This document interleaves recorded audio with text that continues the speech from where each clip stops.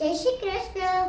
આજે હું તમને એક રામાયણનો એક નાનકડો પ્રસંગ કહેવા જઈ રહી છું. જ્યારે રામ ભગવાનને 14 વર્ષનો વનવાસ થયેલો ત્યારે એ જંગલમાં ફરતા હતા. ત્યારે સીતા માતાને ખૂબ પાણીની તરસ લાગી. પ્રભુ પાણીની ખોજ કરવા માંડ્યા, પણ પાણી ક્યાંય મળ્યું નહીં.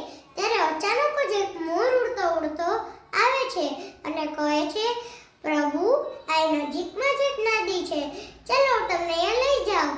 તો મોર ઉડતો જાય અને એના પીછા ખેરવતો જાય અને રામલલ્લા તેની પાછળ પાછળ ચાલતા જાય છે.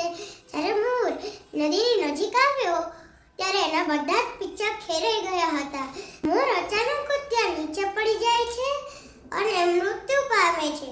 તો રામલલ્લા તેને ખોળામાં લઈને કહે કે આ જન્મમાં તો તારું ઋણ ન ચૂકવી શક્યો, પણ બીજા જન્મમાં હું તારું ઋણ જરૂરથી ચૂકવીશ.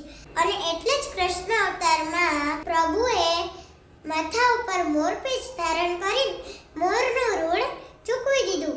આ વાર્તા ઉપરથી આપણને એ શીખવા મળે છે કે કોઈ આપણી ઉપર નાનો પણ ઉપકાર કર્યો હોય ને એ આપણે ચૂકવી જ દેવો જોઈએ.